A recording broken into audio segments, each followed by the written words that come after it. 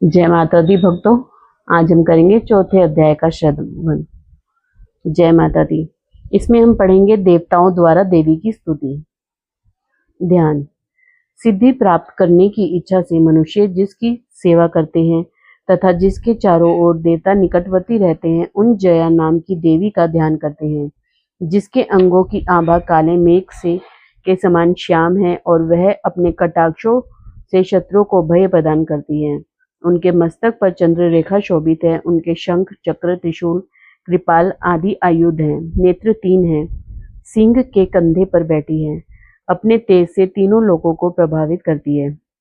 ऋषि बोले, अत्यंत पराक्रमी उस दुरात्मा महिषासुर एवं उसकी सेना के देवी द्वारा मारे जाने पर इंद्र आदि देवतागण अपनी वाणियों द्वारा देवी जी की स्तुति करने लगे। जिस देवी जी ने अपनी शक्ति से सारे जगत को व्याप्त कर लिया है, जिसका स्वरूप सभी देवताओं का समूह है, सभी देवता एवं महर्षि जिसकी पूजा किया करते हैं, उस अंबिका देवी को हम प्रणाम करते हैं। वही देवी हमारा मंगल करे, जिसके अतुल प्रभाव को एवं बल को भगवान शेषनाग, ब्रह्मा तथा हरि भी नहीं कह सके। वही चंडिका देवी सारे जगत के पालन के लिए तथा अमंगल के भय के नाश का विचार करे। जो श्री स्वरूपिणी पुण्यात्माओं के घरों में तो लक्ष्मी स्वरूपा है, पापियों के घर में दरिद्रता, पवित्र बुद्धि वालों के हृदय में बुद्धि, श्रेष्ठ पुरुष के यहाँ श्रद्धा, कुलीन मनुष्य में लज्जा स्वरूपनी है। इस प्रकार की हे देवी जी, हम आपको प्रणाम करते हैं। हे भगवती, आप विश्व का पालन करें। हे मातेश्वरी, आपके इस अचिंत्य रूप का असुरों के क्षय करने वाले आपके महान पराक्रम का एवं देवता तथा असुरों के सामने संग्राम में किए गए आपके अद्भुत चरित्रों का वर्णन हम किस प्रकार कर सकते हैं। हे भगवती, आप संपूर्ण जग का कारण हो।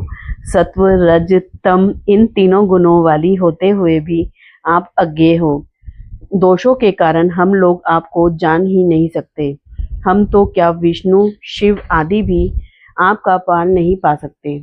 आप सबकी आश्रय हो एवं आप आद्या अव्याकृता परा प्रकृति हो। हे देवी जी, सभी यज्ञों में जिसके उच्चारण करने से सभी देवता तृप्त हो, आप ऐसा अचिंत्य महाव्रत स्वरूप हो और संपूर्ण दोषों से रहित इंद्रियों को वश में करने वाले तत्व को ही सार जानने वाले मोक्षार्थी मुनिजन जिसका अभ्यास करते हैं, वह देवी भगवती परा विद्या आप हो। आप शब्द स्वरूपा हो। परम पवित्र ऋग्वेद, यजुर्वेद एवं मनोहर उद्गीत के पदों के पाठ से युक्त सामवेद का आप निधान हो। वेदत्रय देवी हो। 6 गुणों से संपन्न आप भगवती हो। सभी शास्त्रों का ज्ञान कराने वाली हे देवी, आप मेघा हो। दुर्गम संसार रूप सागर से पार उतारने वाली नौका रूप देव दुर्गा हो। आप असंग हो। कैटभ दैत्य के शत्रु विष्णु के वक्ष थल पर निवास करने वाली आप लक्ष्मी स्वरूपा हो एवं चंद्रमा को मस्तक पर धारण करने वाली भगवान शंकर से सम्मानित आप गौरी हो। यद्यपि आपका मुख सुंदर तथा परिपूर्ण चंद्रमा के बिंब का अनुकरण करने वाला एवं निर्मल मंद मुस्कान से शोभित है, इस प्रकार के निर्मल मंद मुस्कान से शोभित चंद्रमुख को देखकर क्रोध से परिपूर्ण महिषासुर ने झट ही आप पर प्रहार किया। यह एक अद्भुत बात है। उससे भी अतीव अद्भुत एवं विचित्र बात तो यह है कि जब वह मुख क्रोध से युक्त था, उदय होते हुए चंद्रमा की भांति लाल लाल था, तनी हुई भुहें अति विकराल थी। ऐसा देखकर महिषासुर ने अपने प्राण तुरंत वहीं पर छोड़ दिए। भला कौन ऐसा प्राणी है जो क्रोधी यमराज को देखकर भी जीवित रह सके। हे देवी जी, आप प्रसन्न हो। सर्वदा उन्नति दाता देवी जी, आप जिन पर प्रसन्न हैं, वे ही सभी देशों में आदर पाते हैं, उन्हें ही धन तथा यश मिलता है।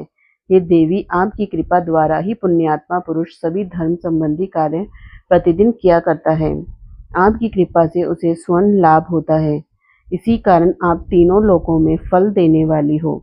आपसे बढ़कर और कौन है। सबके लिए उपकार करने वाली हो। आप सर्वदा दयामयी हो।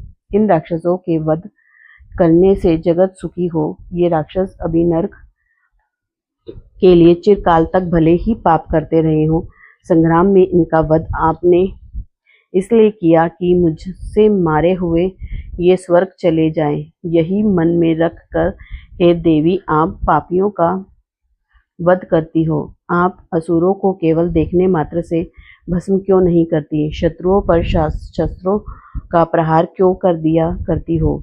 इसका भी कारण है, क्योंकि शत्रुगण मेरे शास्त्रों से मरकर पवित्र होकर उत्तम लोकों में पहुंचे। इस प्रकार आपके यह विचार अति उत्तम है। आपका शील स्वभाव दुराचारियों के दुष्ट स्वभाव को निवृत्त करने वाला है और आपका रूप अचिंत्य है। उसकी अन्य किसी के साथ तुलना ही नहीं हो सकती। आपका पराक्रम तो देवताओं के पराक्रम को नाश करने वाला और दैत्यों का नाश करने वाला है। इसी प्रकार आप शत्रुओं पर भी दया किया करती हो। आपके पराक्रम की तुलना हे देवी किसके साथ हो सकती है? आपके रूप भी तो परम मनोहर है, परंतु शत्रुओं को भयदायक है। हे वरदायिनी, त्रिलोकी भर में यह आप में ही दिखाई देते हैं। हे देवी जी, शत्रुओं का नाश करके इस सारी त्रिलोकी की आपने रक्षा की। संग्राम भूमि में उन दैत्यों का विनाश करके उन्हें स्वर्ग में पहुंचा दिया और वहां हमारा भय भी दूर कर दिया, जो कि हमें उन्मत्त दानव डराया करते थे। हे माता, आपको नमस्कार है। हे देवी, हमारी शूल से रक्षा करें। हे अंबिके, खड़ग द्वारा हमारी रक्षा करें एवं घंटा के शब्द तथा धनुष की टंकार से भी हमारी रक्षा कीजिए। हे चंडिके, पूर्व पश्चिम दक्षिण में हमारी रक्षा करें। अपने त्रिशूल को घुमा घुमा कर उत्तर में भी हमारी रक्षा कीजिए। ऋषि बोले, इस प्रकार देवी जी की देवताओं ने स्तुति की और नंदन वन में उत्पन्न हुए फूलों तथा गंध चंदन आदि से जगत की माता की उपासना की। सभी देवताओं ने भक्तिपूर्वक दिव्य धूपों द्वारा अर्चना की। तब देवी प्रसन्न मुख होकर उन देवताओं से बोली, हे सभी देवताओं, अपनी अभिलाषा के अनुसार आप सब हमसे वर मांगो। देवता बोले, हे भगवती, आपने तो हमारी सभी मनोकामनाएं पूर्ण कर दी, कुछ भी बाकी नहीं। हमारे इस महिषासुर शत्रु का आपने वध कर दिया। फिर भी यदि प्रसन्नता पूर्वक हमें वर देना चाहती हो तो हे माता, यह वर दीजिए कि जब जब भी हम आपका स्मरण करें तब तब हमारी बड़ी बड़ी आपत्तियां आप दूर करें। हे प्रसन्न वंदने मातेश्वरी, जो भी मनुष्य इन स्तुतियों द्वारा आपकी स्तुति करे उसे वित्त रिद्धि वैभव दीजिए। हे अंबिके, हम पर सदा प्रसन्न रहिए। ऋषि बोले, हे राजन, जब देवताओं ने अपने तथा जगत के कल्याण के लिए इस प्रकार वर मांगा तब उन्हें तथास्तु कहकर भद्रकाली अंतर्ध्यान हो गए।